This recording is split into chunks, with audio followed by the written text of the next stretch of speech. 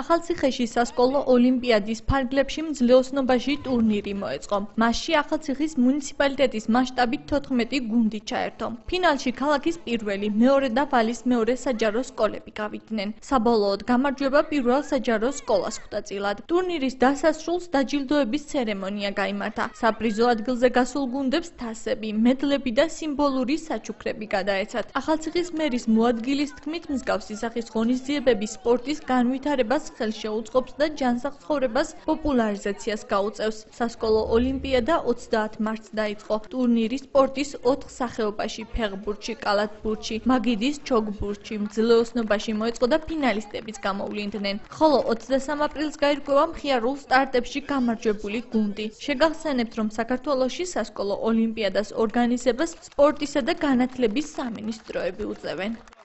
ვფიქრობ, ეს ძალიან ხელშეუწყობს ჩვენთან სპორტის განვითარებას, მით უმეტეს რომ სტიმული არის დიდი, გამარჯვებულია ახალგაზრდები მიემგზავრებიან ანაკლიაში და ძალიან დიდი სურვილი გვაქვს, რომ ჩვენმა ახალგაზრდებმა ახალციხიდან წარგზავნილმა ახალგაზრდებმა ანაკლიაში წარმატებით იასპარეზონ.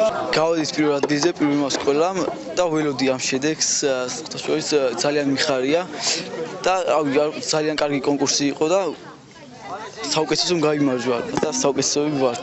ვფიქრობ, ძალიან ძლიერი კონკურენტები ყავდა და მე ვფიქრობ, რომ მიღწევა, როდესაც 15 სკოლიდან მესამე ადგილზე გავხდი. მე მომავალში ჩავერთვები ასეთ ტურნირებში.